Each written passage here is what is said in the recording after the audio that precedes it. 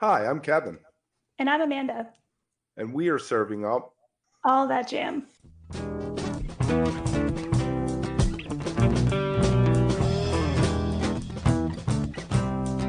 All That Jam, Quick Hit. Natalie Brooke on Infinity Tribe. Let's shift gears. I saw Lamp play at Atlantis, and to my Yeah. surprise, when I walked in, you were on stage with Oh. Infinity Tribe. Oh, you didn't know? No, I did not know beforehand. So, but yeah, there you were. So, I guess, how did you land the gig? And then let's get into last year with them. Yeah. Um All Good. I think All Good hit us up because Aaron Kovelman, he books for them. He contacts me once or twice a year for an opening slot that he think that I would fit well in, and obviously like Infinity Tribe made sense for Lamp because of the instrumental vibe. So, yeah, I mean, I've played a couple things with All Good, so it's they're just great people to know because they throw great shows. So, Nice. And did I hear a Herbie Hancock tune? oh my god, you did. Hang up your hang-ups. Yeah, we do that one a lot. It's really good. It's super open, and then when there are parts, they're just really cool and also really easy, and then it's wide open. So it's kind Yeah. of like it's just a great tune. Nice. So, Yeah. Infinity Tribe put out an album last year, right? Yeah, I mean at this point it would be like a year and a couple months ago. So I think it was Okay. 2022, Okay, at the end of but it 2022. feels like a year ago because it was like a little over Right. well, whatever. But yeah, so I think it was September 2022. Right. Now, do you feel like I feel like there was a lot of growth between that and seeing you with Lamp in just the year. Do you feel that too? Absolutely. I mean, so the crazy thing about those musicians, Alex Petropulos, Ari Lesser, Artie Sadtler, is that we don't see each other very often, but everybody is such an insanely active musician that when we get together, I mean, like sparks just fly, and we've all absorbed different things, and we talk about different crazy covers, and like our jams just expand because everybody in that band is always like expanding musically individually, and then we come together, and then we just like I don't know, we synchronize. It's really Right. cool. Do you approach Infinity Tribe differently than you do the Natalie Brooke band? Totally. I mean, biggest difference is that Infinity Tribe is completely instrumental. So I get to like, how do I describe this? I don't know. I really just try to dive into as much fusiony, jazzy language as I can without, being too crazy. I gotta like not let myself go too far with it. But yeah, I mean, having things be instrumental is just like it's just a musical exercise, all of it, or kind of technical exercise. It's very fun, and then we do focus more on the jamming and stuff, which is like just really fun too. So Right. When you are improvising, how do you what are you listening to? Who do you focus on? Who's like your lead, or do you just lead and have them come along? it depends on the song. I would say, and obviously, this can change any day or any show as well.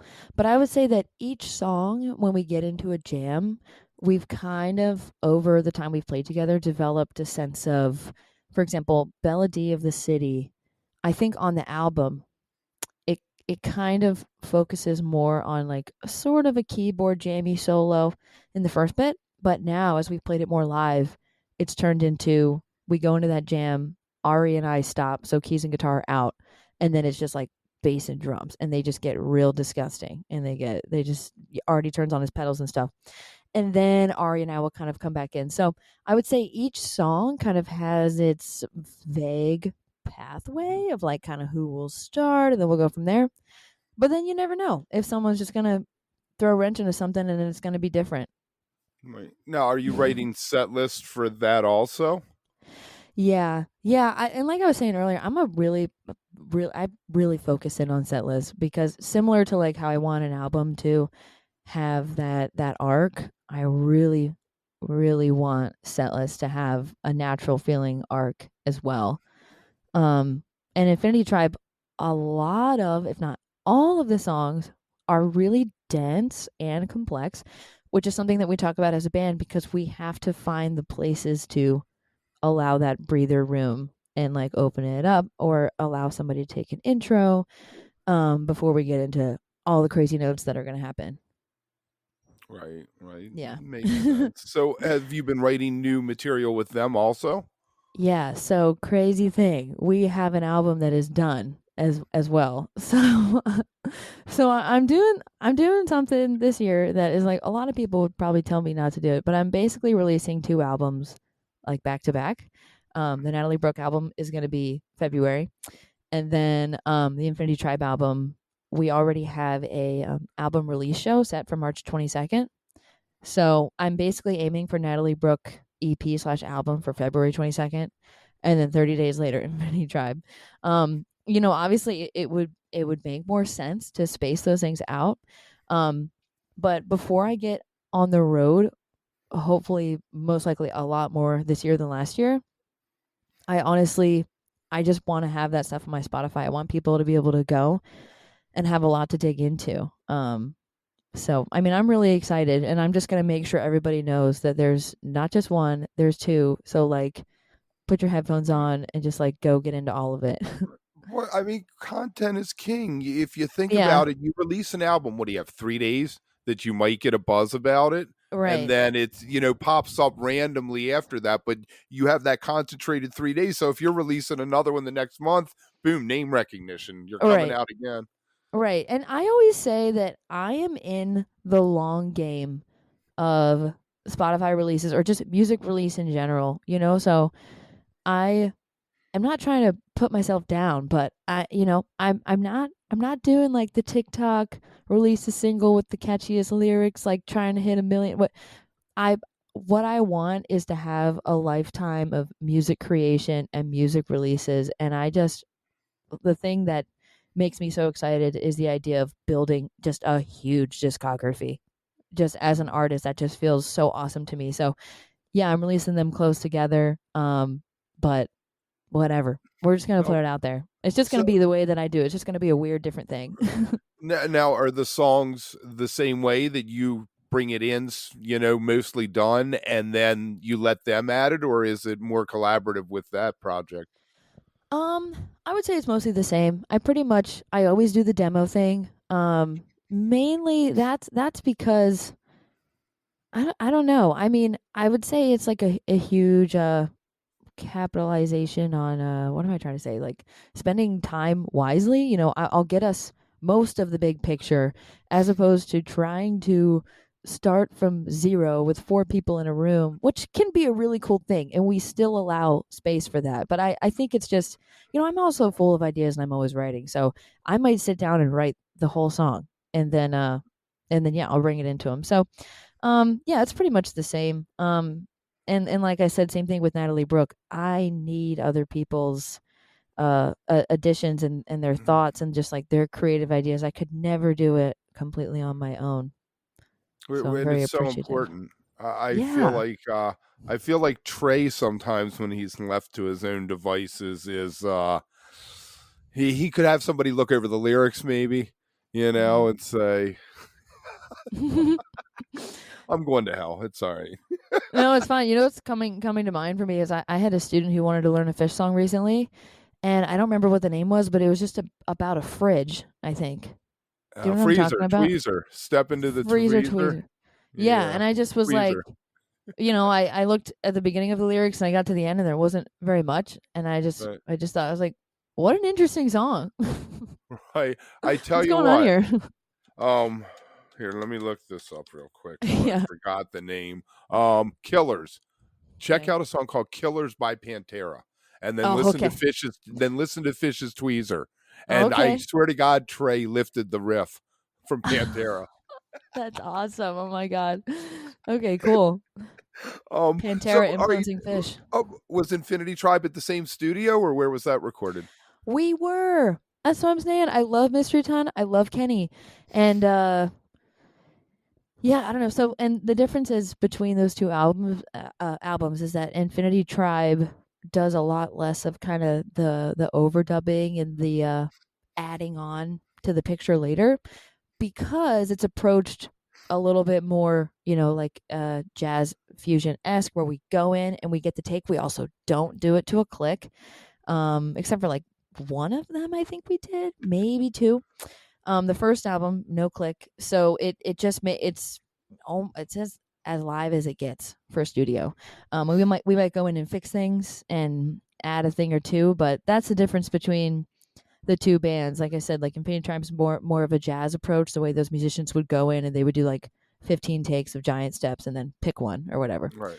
It's kind of similar to what we do. Whereas Natalie Brooke, we start off with like the bass layer, and then we go and we try to color it as much as we can with a lot of just different interesting things. And then vocals, for vocals you've got lead vocal, and then for this album I recorded so many backgrounds, I recorded so many harmonies, so that's like really adding a lot of colors to it as well. So Nice. Very yeah. nice. So you, besides the 2 live shows we mentioned, do you have anything else on the calendar that you can talk about? That I can talk about? I don't think so. There's a lot of holds, and I think there's a couple of confirmed things. There's a lot of holds, but there's definitely going to be a lot going on this year.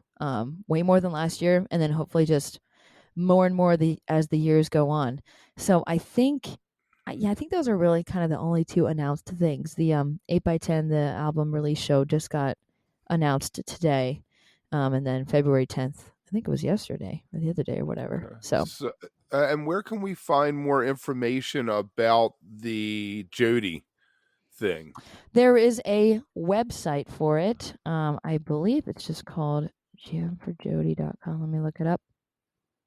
Oh, .org. Okay. jamforjody.org. Yes, that's where it's such a beautiful website. You can learn about kind of her exact situation. She's actively looking for a kidney. Yes, a living donor. Right. So how do you know anything about it? Is that like a blood test, or? I do not know. That I Right. cannot speak on. I hear ya. But yeah, so I mean, everything, there might be some of that information on the website here, because it does Right. go into her exact, I don't know what took her disorder specifically. Right. Yeah. That's crazy. Yeah, and then as far as the show, to benefit it, Party for a Purpose is putting it on. So I'm not exactly sure where the ticket link is, because I went to their website the other day. I'm sorry. And Will, what venue? What's the venue? True Chesapeake Oyster Co. Okay. Mhm. Right. Well, I'll find it. I'll make sure to put the links in the show description there. Anything Right. else you want to throw out? You got going on? I see you're still doing lessons, right? Yeah, and actually, really quick, just because I don't want Will Gibbons to hate me, if you go to partyforapurposepresents.com, it says buy tickets to our events right there at the front. There you Okay. go. Yeah, I still teach. I love and adore teaching. I just do it on Mondays and Tuesdays. I squish as many lessons as I can on those 2 days, to leave the rest of the week for gigs and stuff. But yeah, I love teaching. I still have some slots for earlier in the day, because everything like 4 p.m. and on, when everybody's out of school, out of work, Mhm. it's all full. But yeah, I love it. It's nice to hang out with all the different people that I teach. And also, I don't know, what's coming to mind for me is teaching 8-year-olds and 10-year-olds. It refreshes me a lot. They're just so excited and so happy, and then I just The get to. wonder. Yeah, exactly. There's like a presence about teaching kids really simple concepts of music, because something about it is just meditative to me, because it's just, I don't know, I just focus in on a really simple concept, and I try to be really present with them, and then I find myself just feeling good, after stuff like that. And reinforcing it in your own muscle memory Yeah. by doing that, Yeah, exactly. That's Einstein fantastic. said, if you can't teach it simply, or no, if you can't explain it simply, no, I'm going to mess this up.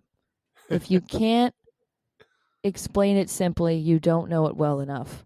And that There is you something that I've learned, with a lot of concepts of teaching. There's a lot of things that I just know how to do, but Right. I've had to find the ways to explain them to people Right. for a lot of things. Which probably makes you a better player. Yeah, it totally does. It all, all adds up. Full circle. All right, Yeah. cool. If you are enjoying All That Jam, please like and subscribe to our social media channels at All That Jam Pod on Twitter, Instagram, and Facebook, or visit our website, allthatjampod.com. Make sure to sign up for our email list and tune in every week for new episodes. Also, look for full interviews on our YouTube channel. And remember, stay beautiful, but don't stay underground too long.